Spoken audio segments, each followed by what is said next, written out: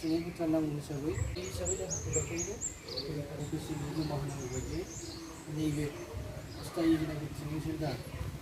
बिदि खालामनाय बेखेवनाय बेवहाय जोंनिनो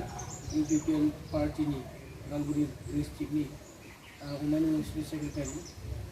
जुगामि दैमारि बायदिखौ नैबे जेनाखि टेम्परारि ट्रेनिं सेन्टार बेखौ बेखेवना होनो थाखाय आङो गुरै खावलायनाय जाबाय आरो लोगोसे बिथांखौ गांसेजों बरायनाय जाबाय।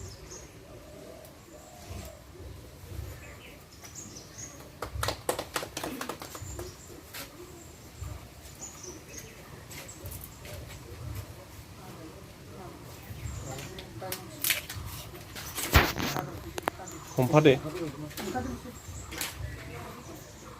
नोंबो हमफा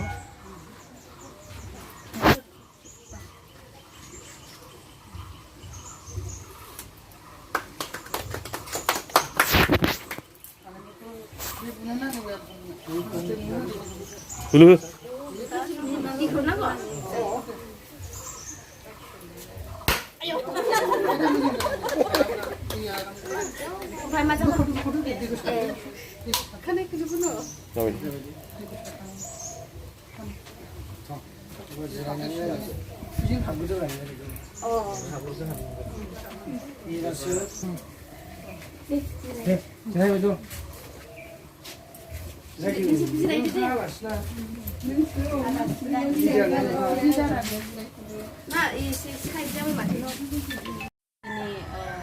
आफादगिरि जानानै दा बे समावहाय आङो सिनायथि होनो होननानै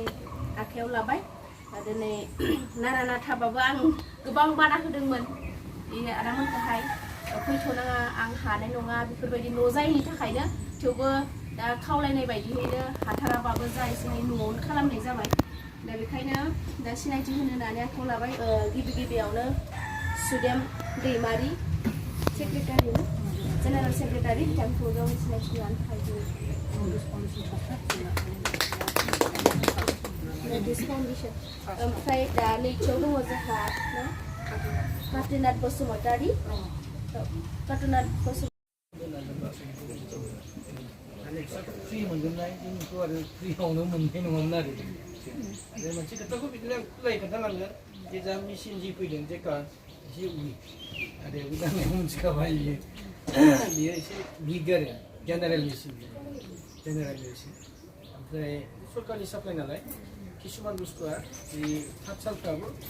बबेबा हाखाबनांगौ हाखाबाखै बबेबा दैखराव दैखरखाय उनावहाय नों लाखांनायनि उनाव एसे मिस्ट्रि लानानै मेरामथि खालामना लाफिनबानो जाबाय नांगौ बायदिथ' बहाय जानो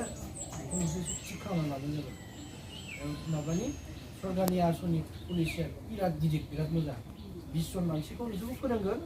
20 जना जोंनिया नोंसोरखौ फोरोंगोन सासे मास्टार फैगोन ना बै 20 जनानो